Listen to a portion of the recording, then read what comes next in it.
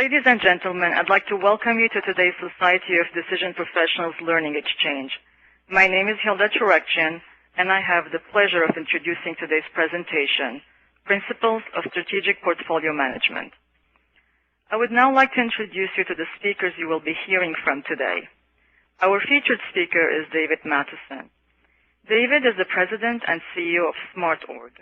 He has helped senior management of firms in the United States and Europe improve their results from portfolio management, product development, innovation, R&D, capital investment, and strategy. He is best known for his book, The Smart Organization, and has authored numerous articles on innovation, portfolio management, and decision-making. In addition to being at the helm of SmartOrg, he is chairman of the board of Photozini Inc. and a fellow with the Society of Decision Professionals. His PhD is from Stanford University, where he teaches strategic portfolio management at the Stanford Center for Professional Development. Dave, welcome to today's Learning Exchange. Thank you, Hilda. It's great to be here. I would also like to introduce William Leaf Herman. William is a business strategist with 20 years experience in the life sciences, automotive, chemical, and financial services industries, specializing in strategy development and portfolio management for companies in the pharmaceutical and biotechnology industries. His clients include over half of the top 10 largest global pharmaceutical companies, 2 of the largest Japanese pharmaceutical companies, and medical device, diagnostic, and generic companies with engagements in North America, Europe, China, India, and South Korea. Prior to joining Analysis Group, William was a principal at SDG's Life Sciences. He is secretary of the board of the Society of Decision Professionals and a fellow of the society. He has a PhD and AM in physics from Harvard University. William, welcome to today's Learning Exchange. Thank you, Hilda. William will be moderating today's presentation and fielding your questions to David. And now, without any further delay, I'd like to turn today's presentation over to our featured speaker, David Matheson. David, you have the floor. Thank you. It's great to be here and share some of my experience with portfolio management with folks. The idea with the principles of strategic management is, how would you know if you have a good process? How can you design something that actually works well? One of the things I've observed in portfolio management is illustrated here by this cartoon of Cabot Emptor Investments, Inc. It's not really a growth portfolio or a value portfolio. It's more of a feel-good portfolio. Many companies deal with their portfolios as a sort of political situation based on power and kind of allocating resources in some, quote, fair way that often gets fairly disconnected from the business results that could be developed. As an example, everybody wants balance in their portfolio, and while I wouldn't object to having a balanced portfolio, it often doesn't really mean balance. That is, 2 folks argue about what they would like to get funded. They can't agree, so they split the difference. That's compromise, but they call it balance because it sounds better. And I've seen many situations where a compromised portfolio ends up really being good for nobody and is in a way a very bad way of developing a portfolio. So how do you move a portfolio process as a core business process in a business to go to the next level? And how would you know if you're in the right area? Now, in the courses at Stanford, we've developed these principles to explain how you might look at or consider your portfolio. So this is about, first of all, strategic portfolio management. And these principles are aligned decision forum, value creation focus, credible and comparable evaluations, embracing uncertainty, clear communication and learning, and an inclusive collaborative process. I'm only going to have the time today to talk about a few of these, but I've picked the ones I think will be most interesting to this group. But let me start at the middle, which is strategic portfolio management. Portfolio is a very broad word and means many different things to many different people. So much so it's actually a point of tremendous confusion. As far as I can tell, there are 3 sort of locuses of meaning. These are related, but they're really different business problems. And what's very confusing about this is that the people in these communities tend to use more or less the same vocabulary to mean often substantially different things. So great portfolio results requires addressing 3 fundamental questions about your portfolio well. That is the what, the who, and the how. The what is the economic and strategic question.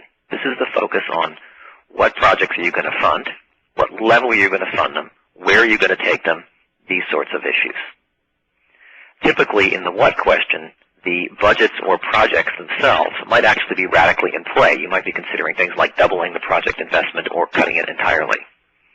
Now, the who, another critical question, is fundamentally about resources. And think of this in a bit more tactical sense. Who gets assigned to what? How are the budgets actually allocated? And how do you resolve the tactical conflicts when two projects collide? Which one gets slipped by a week or a month, which one doesn't? One characteristic of this area is generally the project plans are more or less given, and you're looking at minor variations to accommodate collisions between projects. Another way of thinking of the who question is the project management, but big kind of dimension of portfolio management. Now, a third area is the how. This is about the underlying process or structures that make the portfolio process. Sometimes people talk about governance systems. So what are your milestones? What do you use for gates? How do you review? On what kind of timelines? All these kinds of questions are in the how. Now, these do all have to come together, but the focus of these principles of strategic portfolio management is the what. So that's really what I'm talking about. And I suppose the punchline is that many of the great practices for the who and the how actually undermine your ability to do a good job at the what. Now, let me give you an example of that from Dow AgroSciences. Ken Edwardson gave this presentation, which I have excerpted a couple times at Stanford. He calls this Delivering $1 Billion, Lessons in Portfolio Evaluation. And I just want to start with his title, Delivering $1 Billion.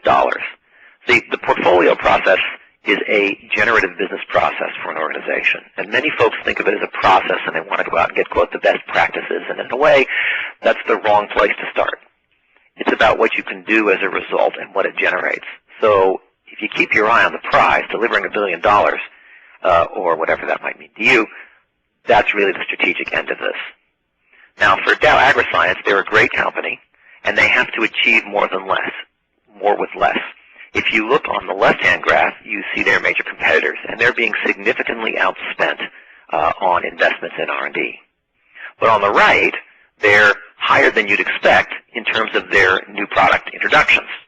So that's an example of spending more with less. And that is essentially the portfolio problem. Half of your ability to grow is how much you spend, and half of it is how you spend it. And so they see the control of how it's spent as really a critical factor in their success. Now, when they went to build this process, they analyzed it quite a bit and made a really fundamental distinction. On the right-hand side, you see what they call the short learning loop, the project management, and they manage this through a traditional kind of stage gate process. But fundamentally, that's about running well on the chosen path by managing how you spend it. You can get feedback based on milestones and see what happens. The long learning loop, they see as a function of portfolio management. So here, this is very decision-focused, choosing the right path by deciding where to spend. And this sits upstream or in control of essentially the more tactical strategic stage gate process for them. So you need a strategic view plus a tactical focus. And when they looked into these areas, they looked at what the best practices for the different areas was. And if you look at the project management side, your best practices relate to accountability, milestone tracking, these sorts of things. If you take those ideas and apply them in the portfolio management, you often undermine your ability to get great results. And what Dow AgroScience found is that the portfolio management best practices are essentially decision and risk assessment tools. So things around identifying key project uncertainties and their impact, things like sensitivity analysis and risk assessments and so on.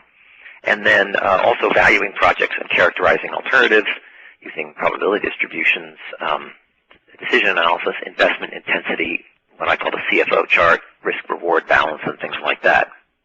Now, as a result of their work on portfolio and related processes, it's quite a multifaceted effort they underwent.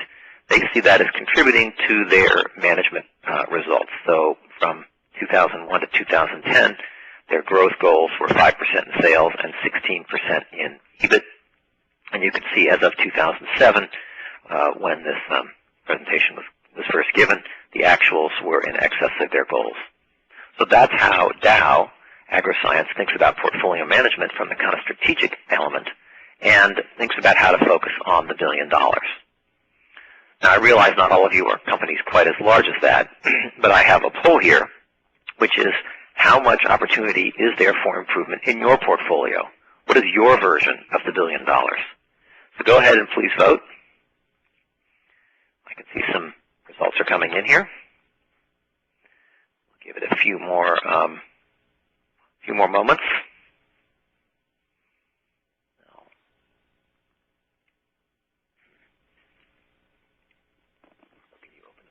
Oh, I can't.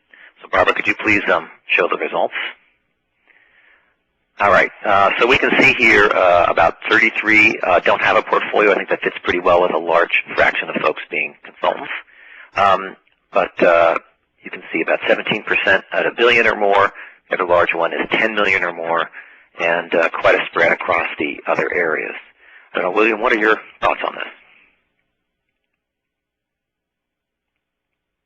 That's consistent with what I've seen in my experience working in portfolio management. Typically, the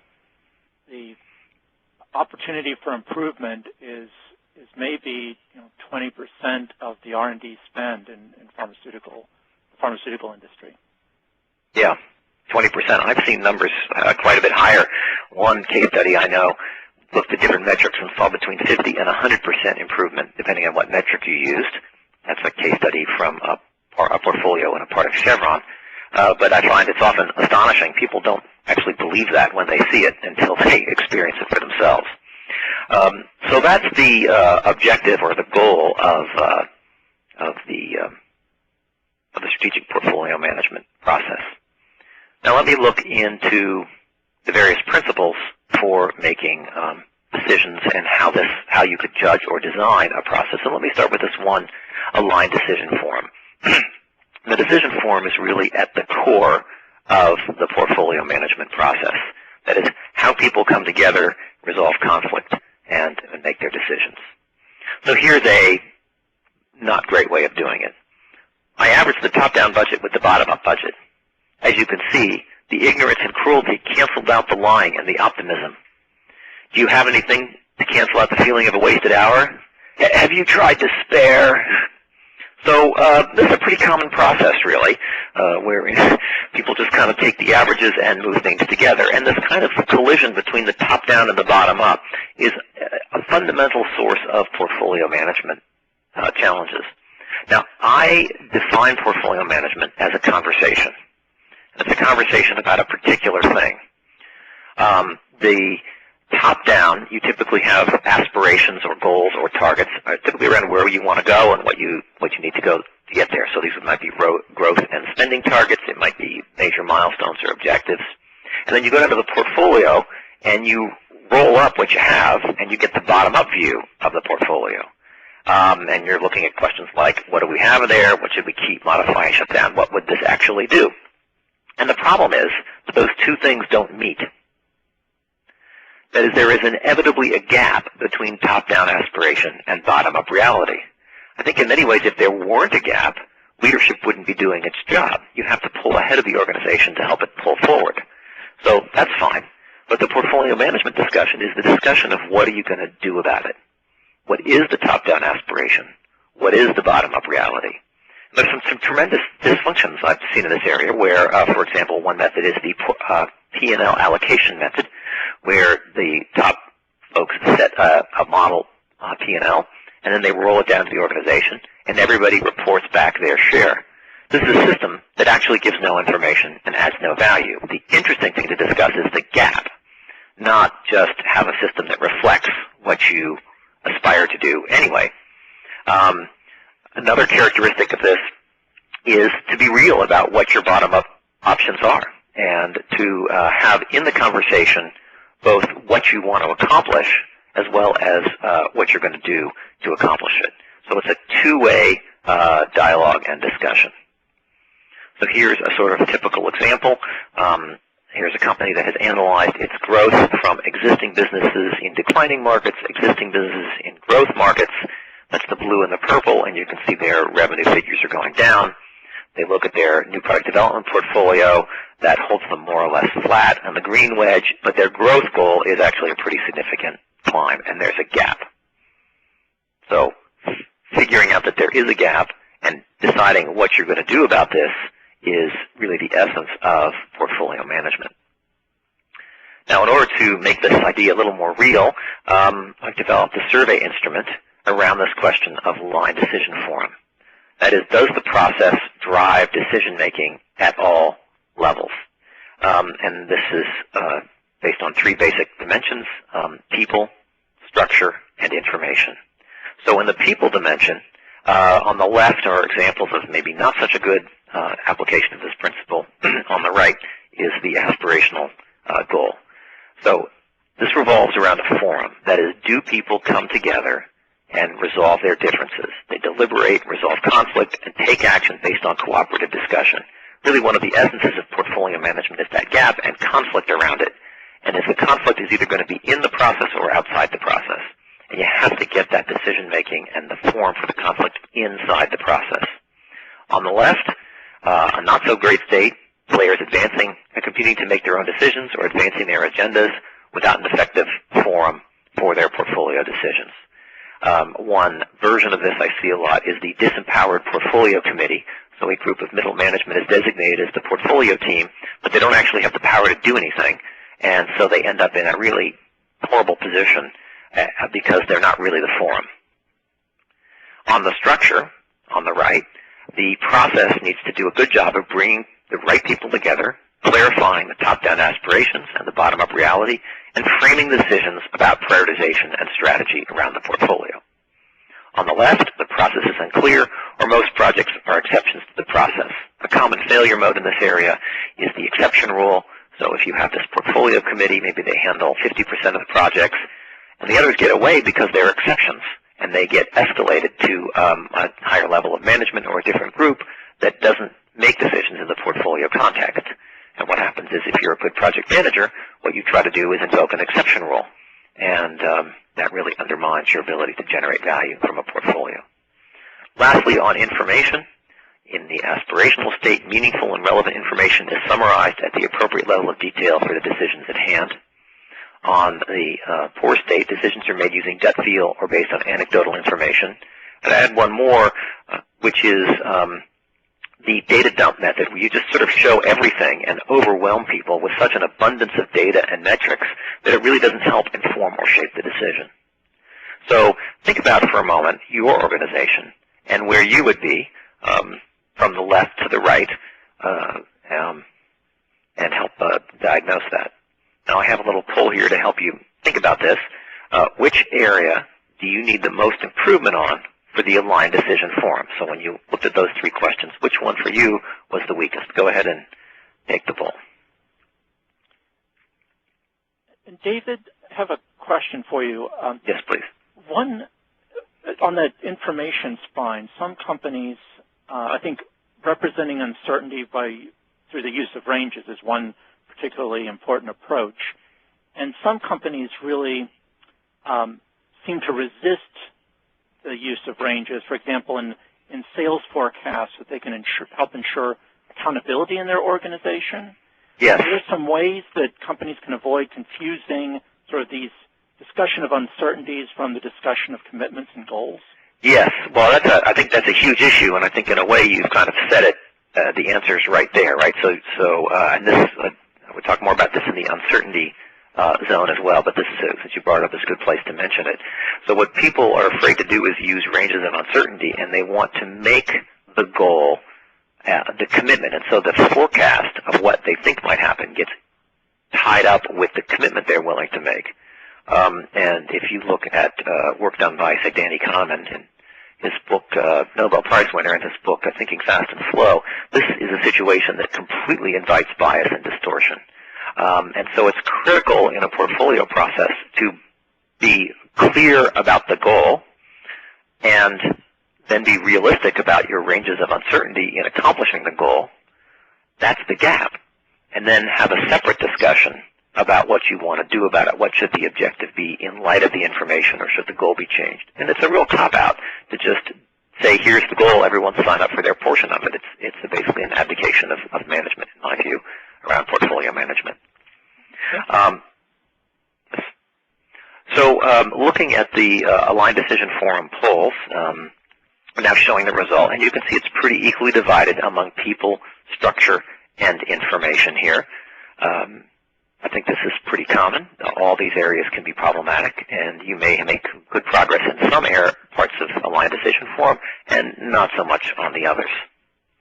Now, I've done some surveys of this. I have some data on this, and Aligned Decision Forum, about 40% of companies have some real difficulty with this. Now, the way the scoring works here is a 7 would be the aspirational state, the good model, and a 1 is the poor model, and then a 4 is in the middle. So it's a 7-point scale anchored at the two ends. And if you say having difficulty is a score of 1, 2, or 3, approximately 40% of companies are in that category. Let me move to the next one, which is value focus, creation focus.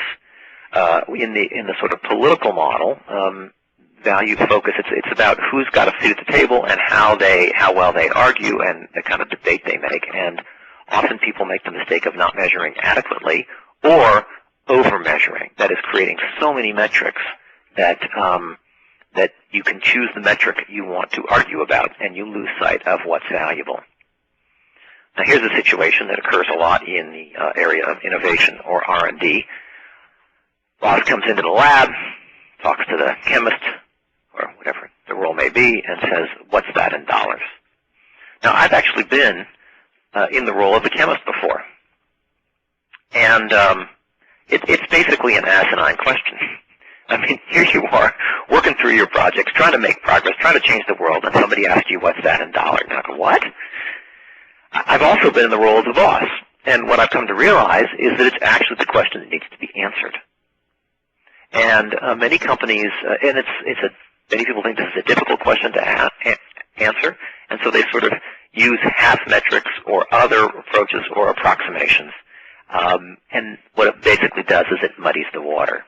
So it's better to try to answer the question than not. And here's where ranges can really be helpful, as you alluded to, William, because the usual answer is "I don't know." And so by incorporating ranges, you can actually simplify this problem tremendously and get a good discussion going about what creates value or what doesn't. Now let me give you an example of the power of shifting to a kind of value focus in this thinking. So here's a company that has too many projects and not enough resources. So this is a high-tech packaging company. It's built on huge innovation over decades and materials and design. These are the people that made wine in a box possible. Now, wine in the box in the United States is culturally not a high price, a low product, but in other parts of the world, it's actually the opposite. It's a high premium product, and in fact, it's from a chemistry point of view, it's actually better product, better preserving the wine. They've also changed the value chain for soda fountains. I'm old enough to remember when soda fountains used to be distributed, and the materials used to be distributed in stainless steel containers. That's now all this kind of bag-and-box packaging. So the problem they've got, though, is that they're getting increasing global competition, which is eroding their advantage.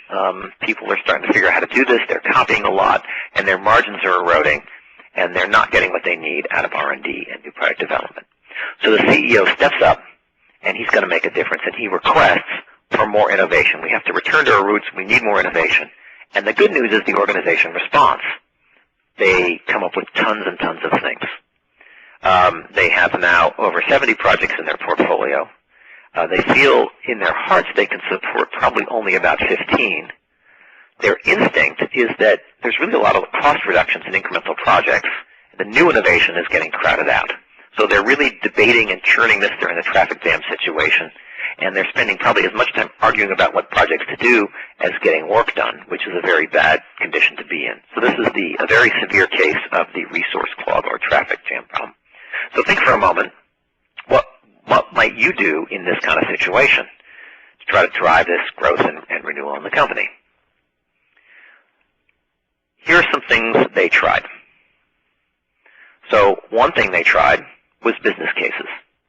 That is, the CFO created a business case model that had a business case process that gathered the information and put it into the appropriate financial terms. It was modeled on their very successful capital investment process. That's the business case method. So you make a number of assumptions, put them down, and get figures of merit for these projects. Next method was project management.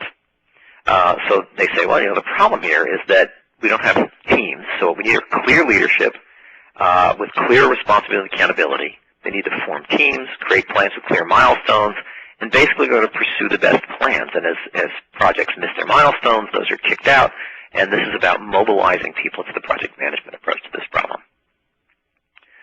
Another approach they tried was resource allocation. In this view, you say, the problem is not that we have too many projects. The problem is that our critical resources, certain kinds of chemists or packaging experts and so on, are oversubscribed.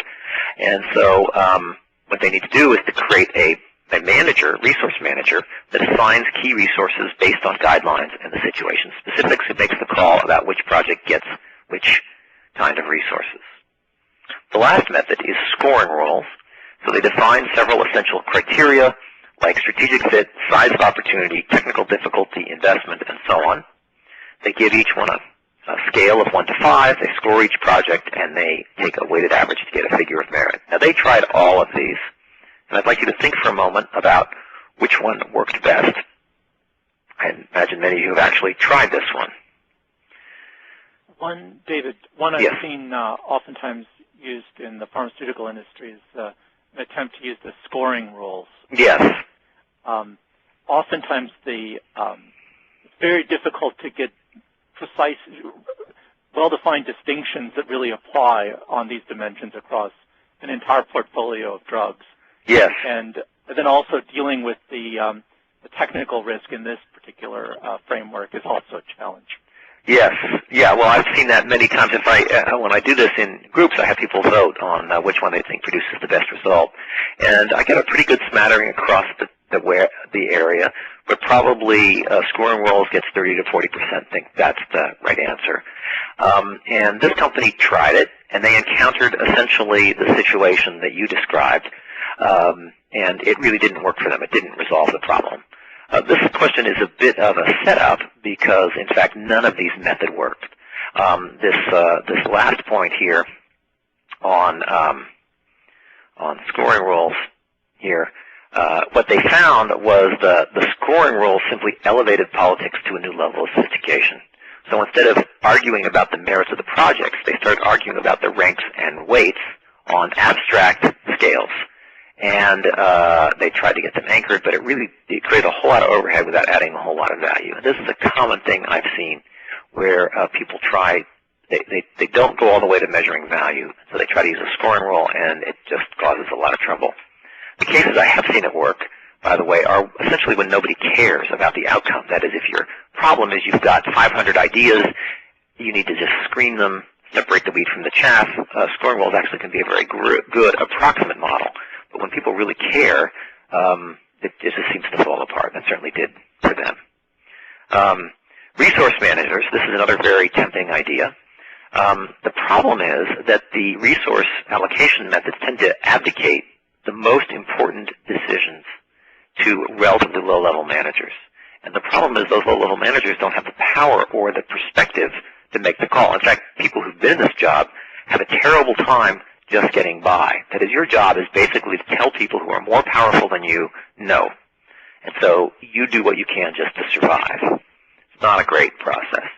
Project management methods. The project management folks who are very concerned about the who question love this one. People who get their head into the what question usually don't fall for this. But in the case of this company, the project management methods basically created more work on projects they would fundamentally cancel. So remember, they've got 70 projects, and they only can do 15. And so this system collapsed very, very quickly. Finally, the business cases, which also get a lot of votes when people look at this. The problem with these is that the process of assumption making strongly favors incremental projects. So they look at the evidence for, well, how do I know that I can make this work? And incremental projects don't have a big difficulty with this, but the innovative ones do because the evidence is weak and sometimes a little speculative. And so when they did good evaluation here, and the key to that, I think, as you alluded to, William, is to look at the ranges of uncertainty, look at different opportunities, alternatives, and probabilities and put them into some kind of economic model, that really worked. And it worked in a kind of interesting way. The first thing is when they got clear about project value, many of the project leaders voluntarily canceled their own projects. So this is astonishing in a way. But one way to look at this is that the project leaders didn't kind of understand what they needed to, what the impact their project would have. That is, they're in a world of project management, deliverables, delivering success, moving the ball forward. And they had never really looked at the question of what makes the economic value. And when they realized that their proposal would shave a tenth of a cent off something, it would add up to maybe $1 million or something, they're like, well, I don't want to spend my life on that. And so many of them voluntarily directed their efforts to hire projects. So just infusing this idea of value and training people on it is hugely leverageable. Now, they also found that after the voluntary cancellations, that took care of most of the problem. And then they were able to then focus the management attention on the tough decisions and get down to the few projects they could really do. They ended up funding around 20 and improved the return on their portfolio by more than 100%. So value creation focus, try to find the strategy that maximizes value creation. Here are the scales again. So on the people side, on the right, individuals and groups think clearly about economic and strategic issues and creatively about how to improve the value. That is, the focus is on how do you make this better, how do you get more performance. On the poor side, objectives tend to get driven by personal agendas, functional perspectives, and individual biases. For structure, on the right, that is the aspirational side, metrics and analysis inform the understanding of economic outcome and actually get connected to the choices. On the left, metrics and analysis are not closely connected to value creation, or they get manipulated to advance personal agendas. And I see that a lot when people get either the scoring rules approaches or when they get over-metriced, and people will start to pitch their project based on the metric that makes it look best. And then you get a kind of manipulation there. Lastly, on information, on the aspirational state, all information is needed to inform value creation. Both positive and negative are incorporated into neutral evaluations. I think in contrast, if you ask someone to justify their project, you're basically asking them to make the case to show the good and upside of this. And so this kind of balanced view of information is really critical. On the left, information is selected to support personal agendas or positions, and people sometimes do confusion. They find what's readily available information seems to be relevant, but this is not actually connected, so people bring in irrelevant information to get a kind of thunk factor to make their case. Now, if we look at the statistics on this one, about 55% of companies have significant challenges with the value creation focus when you put them through the scale. David, one quick question. You emphasized the importance of metrics. How many metrics do you think is sort of the sweet spot for portfolio-level decision-making? I think it's pretty important to start with one. And I think of this for Star Trek fans. There's the prime directive. That is, the thing you're trying to do needs to be your primary metric. And then I would think of additional metrics as being supportive of that metric. But the sweet spot for growth and innovation sorts of things, for example, so there's some kind of risk-adjusted expected value. That's the one primary metric of value. And then typically the important supporting metrics are things like what is the commercial contribution? Is this successful? And the uncertainty in that. What would be the probability of success? What is the investment? And what is the timing? You could think of this as basically size and effort or difficulty. In many situations, another important additional metric would be some measure of like peak revenue, so you can compare sort of the size of the opportunity on a revenue basis. But something in that zone is usually the right kind of level. Does that fit your experience? It does. Now, in this last example, I talked about how people canceled their own projects. And so I want to get to another element around credible and comparable evaluations. And this is a overlooked step and has just huge, huge impact. So if you think about portfolio management, it's fundamentally about comparing evaluations. And people overlook that step. Here is another Dilbert cartoon. You need a dashboard application to track your key metrics. That way, you'll have more data to ignore when you make your decisions based on company politics. Will the data be accurate? Okay, let's pretend that matters. So at the core of portfolio management, I think in a way what makes portfolio management hard is that fundamentally you have to say no to a good idea in order to fund a better one.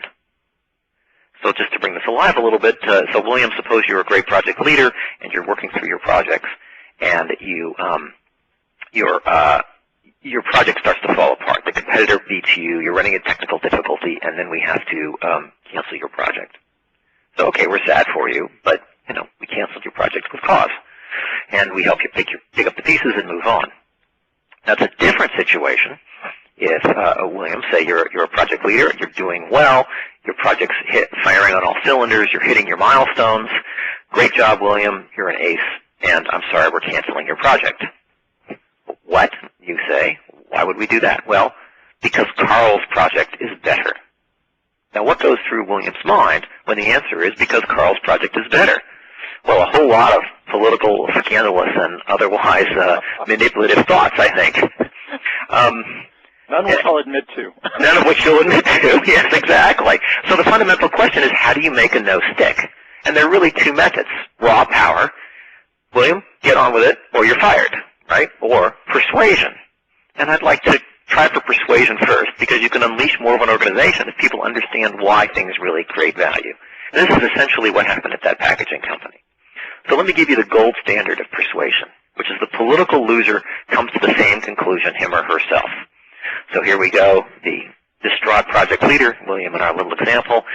This sucks for me, but I have to agree it's the right priority. And that's essentially what happened in that case. The silver standard of persuasion is that the political loser accepts that the process was fair and accurate. This sucks for me, and I think it's actually the wrong choice. However, I recognize that it's a tough call. My story was fairly heard, and they made the call, and so somebody can get on board with this. This is more common, I think. But the key is that this raises the standard of comparison. And so the successful companies that I've seen do this often typically insert a kind of knowledge-based comparison of the projects to get the credibility and comparison in there before they go into the decision-making piece of this. If the decisions sneak in and people judge the decisions too early, then too much bias comes in and people stop asking whether or not the evaluations make sense. So typically companies would like to compare on those key metrics like probability of success. How do they compare across everything? What's the range of commercial impact? How do they compare across projects? And have a discussion about credibility and comparison, correcting clear and obvious mistakes. So here are some elements. Credible and comparison evaluations as the process allows participants to make and accept decisions. So on the people dimension, the aspirational state is essentially the gold standard. Political losers are convinced. On the left, it's an advocacy-based process in which the objective is to win by having your request granted and you game the system. On a structure side, in the aspirational element, you have common evaluations, clear and comprehensible logic, and common issues treated in common ways. For example, things like discount rate or maybe common market sizes would be treated the same. On the left, project evaluations are inconsistent, and the underlying mental models or logic are very confused in a sort of wash of numbers, so people don't understand what's going on or how to compare it. Lastly, on information, on the right, information comes from the most knowledgeable sources, not the most convenient sources, and is shared, vetted, and understood across projects. Transparency, I think, really helps with this one. On the left, information is selected to support individual projects without really regard for consistency across those projects. So with that, I want to move into my last one, which is on inclusive and collaborative process. I wasn't sure which I should talk about next. I figured this group understands the idea of embracing uncertainty pretty well because it's the Society for Decision Professionals. So I thought I'd focus on something a little more subtle, but I think really incredibly important. Another Dilbert to kick this off. Did you call me here to punish me? No, Ace. I want you to manage our annual business plan process. How do I do that? First, you beg your coworkers for information about their budget needs. Half of them will give you lies. The other half will ignore you, thus underscoring your unimportance. Then you'll combine the lies and the guesses into a worthless ball of data for senior management. Then our CEO will make budget decisions based on magazine articles. How was the punishment? Worse than I expected. And you see, this process isn't really a good deal for ASI, or in fact for anybody else. It's creating a whole lot of burden and work, and I think this happens a lot in portfolio management. Particularly, there's a style of portfolio management, maybe it's portfolio management selling, where you show a beautiful dashboard of all the great stuff you're going to get, which might be good for the executives, but is actually horrible for the people that actually have to provide that data. It's a little bit like selling somebody the Starship Enterprise and starting with the captain's chair. So it doesn't really get you the warp drives and all the pieces you need to make it really work. And so there's a kind of creeping problem that comes into these things that I've seen that you kind of have to watch out for. So here's an example. Here encountered a spreadsheet with hundreds of inputs. This is a diagrammatic logical map of a spreadsheet once in common use in Boeing. I think a version of it actually is still in use. And the actual spreadsheet's actually just too large to show. And we get excited about having a high-fidelity, great detail model. But the problem is that it actually creates burden that accumulates in the portfolio process and can often crush it. The kind of cycle works like this. And spreadsheet models, other kind of models, can spin out of control, essentially creating drudgery and overhead. So what you find, let's sort of start on the right. You get some new portfolio insight. You're really excited about that. And so you say, well, let's do this with more. So you expand the scope of the portfolio. This all sounds good. Well, that means you need more projects of different types. And so you realize that your evaluation framework or your spreadsheet lacks a feature, which is often added. Now, that addition increases the data requirements for everyone to support the more complex model. It does enable broader analysis, so that's good. New portfolio insight, and you can kind of just keep going around and around. But what happens is, roughly speaking, the benefits increase for every project added, while the overhead increases as the square of the number of projects. That is, every feature you add is a burden for every project. And sooner or later, the thing collapses. It's a kind of death by 1,000 cuts scenario. And so just absolute vigilance for simplicity is really, really essential. And I would never add a feature unless I absolutely had to make the thing work. Yes? David, from my own experience, I think we use spreadsheet models both for individual product strategy decisions, and oftentimes in that context, if there's a key stakeholder involved who wants to really understand an issue or see it represented, it's a fairly low-cost issue if you add some additional functionality or detail into the model. Yes. But when you try to start building sort of inclusion and collaboration through adding features in the model, I think that sort of triggers this death spiral. Yeah, exactly. So it's better to do an individual analysis of that project with a great model and then simplify it and put it into the portfolio for the purposes of comparison.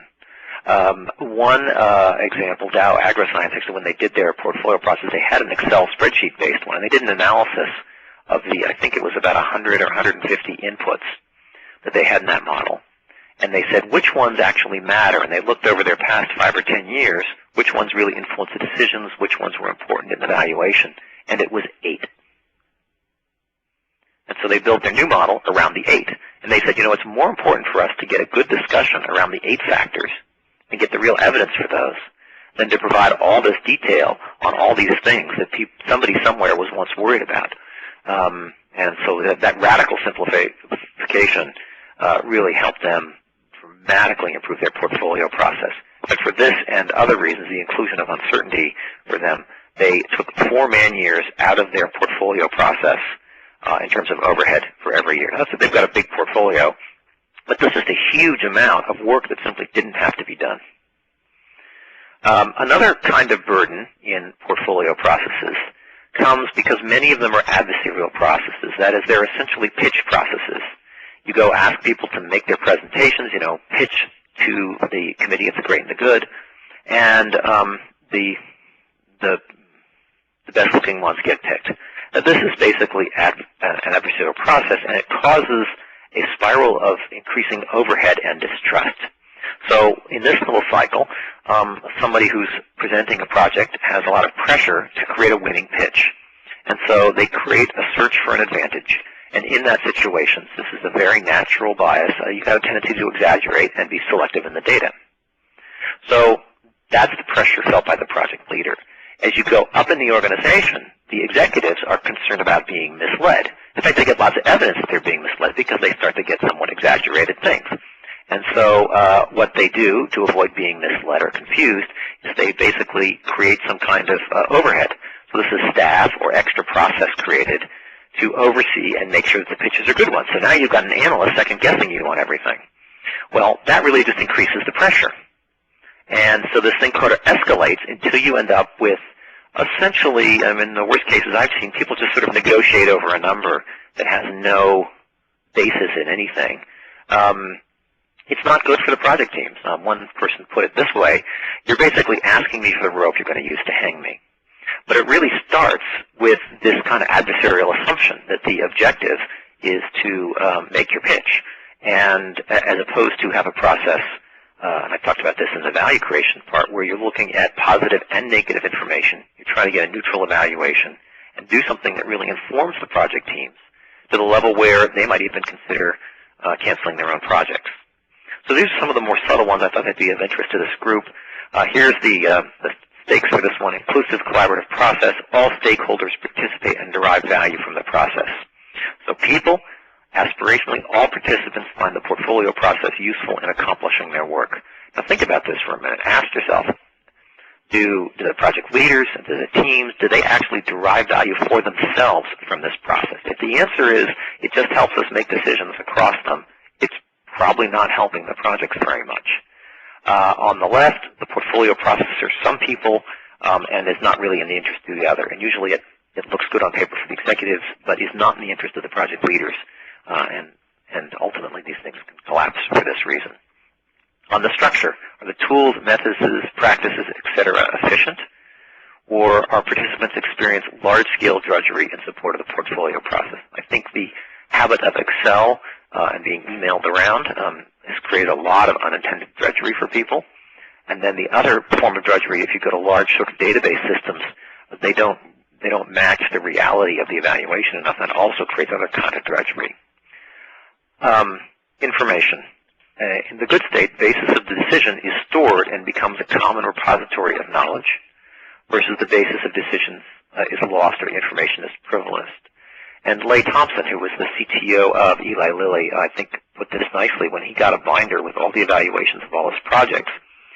They were talking about whether they would share it or not, and he said, "Well, why not share it? This is the most profound information we have about the success of our company, and if we want our people to be able to drive forward, we have to expose it to an appropriate level so that they know what to do and how to make this work." So the inclusive collaborative process is pretty important, and I think a little subtle. To kind of sum up, the design challenge is to look at your process and apply these principles in a way that best fits your situation. There are many practices I know to address each of these, but the question is, are you accomplishing them? The aligned decision forum. The process, is it driving real decision-making at all levels, or isn't it? If the decisions are not happening inside the process, or the conflict is outside of the process, you've got a real problem. Value creation focus. Is the goal of the whole thing working towards improving the value for the organization? Credible, comparable valuations. Have you met a standard where the information and the evaluations allow people to make and accept decision? Are you getting close to the golden rule? Now, I actually don't think the golden rule is achievable in an organization, but maybe the silver rule and the golden rule sometimes. Uncertainty dynamics, I didn't talk about this one very much, but uncertainties are treated explicitly and updated over time. Clear communication and learning, I didn't talk about this one too much, but I think it's a sort of clearer one, that as information is shared, performance tracked, and assessments updated. And finally, inclusive collaborative processes, which I did talk about. All stakeholders participate openly and derive value from the process itself. So I'd like you to think about these for a moment, and for your organization, just give me a sense of which principle you think is most important for your company to improve.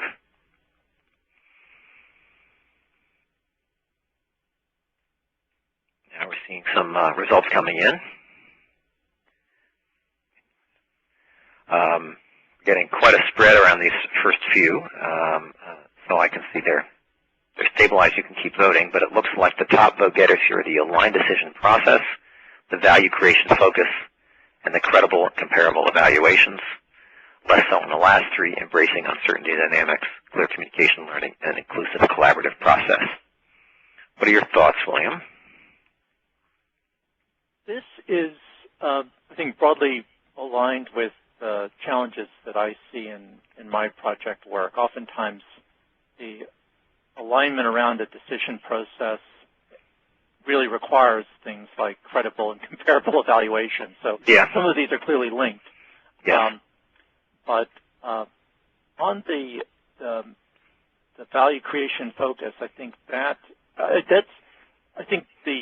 certainly the pharmaceutical industry has sort of made some significant improvements in the way they're thinking about value through introducing decision analysis. So that's sort of, I think, less of a big change for the industry where I spend my time. Yeah, I would think so. So we must have a number of folks who aren't in the pharmaceutical industry. I would agree it's probably better in that industry than elsewhere. All right. Well, to sum up, I mean, I just asked you there to do kind of an off-the-cuff rating. If you would like to try taking the assessment instrument that I sort of alluded to along the way, that's an actual survey instrument. You can try it at www.smartorg.com/principlessurvey. And that's it for my formal remarks. Liam, I suspect there's some questions or topics to talk about here. Yes. One question that came in is whether sort of soliciting your opinion on the minimum viable product concept. Not an expert on this. Well, so minimum viable product. There's an idea that you want to. Well, there are many ways to take this, but the way I've seen this used has to do with an idea of kind of agile product development. So that is, there's a tendency to over-design. And so what you want to launch with is the minimum viable product and get real market customer experience with it, and then improve based on the features and elements that people actually need, rather than what you think they might need. One guy I know at Google put it sort of this way: is like, how do you get out of idea land as quickly as possible and into reality? Now, as that pertains to portfolios, I think it's an important point for innovation and product development. I'm a little less clear on how directly that relates to portfolios, except to say that if I were thinking of a complex project, one of my strategic questions would be how to launch it. So I might be considering options for a project about whether I want to launch it with a minimum viable product and learn as I go, or if it's a more competitive situation, I may need to do something more elaborate so that I can get further ahead of the competitor, and that would create a different project, and I might be competing those two projects in the portfolio.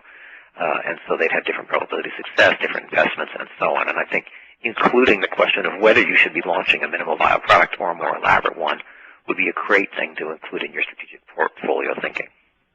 Mm-hmm. Thank you. Another question is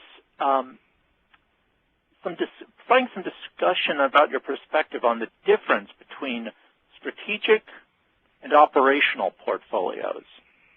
So I brought this up at the beginning. I have found that I've sort of moved away from the term strategic and operational because what I have found is that the word strategic has been used so broadly it has essentially lost its meaning.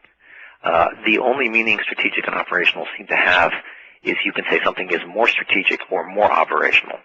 So they're sort of directions, but I found this a more productive way of thinking about it. That is, what are the questions being asked? Now, in the strategic operational language, you would say that the what is the strategic part, and the who and the how are probably more the operational parts. However, if you look at these groups, just take the who, the project management people, they talk about strategic resource management, and in a way they're right. There are some very big decisions there that do have big strategic implications, and there are some things that are more operational. There are also more operational elements over on the what side. So I have just found that the term strategic and operational tends to cause enough confusion because the people don't agree on the meaning, essentially. So going into something more specific, like I've illustrated here on this slide, the work being done, the what questions, the who questions, just gets me a lot more clarity faster. I don't know, what's been your experience? How does it work in the industries you're in? Oftentimes when the portfolio management process is oriented around both operational decisions, which I think of like how are we going to allocate our R&D budget this year. Yeah. That the same type of information regarding risk, value, investment, you need all of those to make that decision. But I do see that as sort of an operational question. You're sort of you're clearly making investments with long-term commitments, but there is I think a more strategic level is the nature of our portfolio. Are we in the right therapeutic areas? Do we have enough assets? What's the right balance between innovative mechanisms? And those things you can't just change in the course of a year. So I think oftentimes it's oftentimes sort of part of integrated, sort of in the same conversation around budgeting. So it's hard, I agree with you. It's sort of hard to draw. I think making a clear distinction seldom is of high value. I think it's all wrapped up together. Yeah, well, then you get into a fight over vocabulary, which doesn't really help. Exactly. Yeah, exactly. I should just say I think for many people they would consider the annual investment much more strategic. In pharmaceuticals, the timescales are radically different for people, right? So you're looking at maybe 10-year projects, of which 1 year is relatively tactical, right? And for companies that have life cycles more where they're developing something for a year or two, their quote operational version would be a much shorter time scale, maybe quarter to quarter or something. Here's a question that came in. How much of organizations that have successfully implemented portfolio management, I'm thinking particularly you emphasized the importance of a value creation focus where everyone's focused on value. To what extent did they have to change their compensation and performance measurement systems? Sometimes not much. Sometimes I think of an organization as it's a complex system of many things, and so you have your metrics and your strategy. That is how do people know what to do or why to do things. You have your systems and processes that kind of house the way people get things done, and you've got the who does it again. These sort of basic questions come up over and over again. That is the people and the formal aspects of the organization. And there are many ways to influence people in an organization.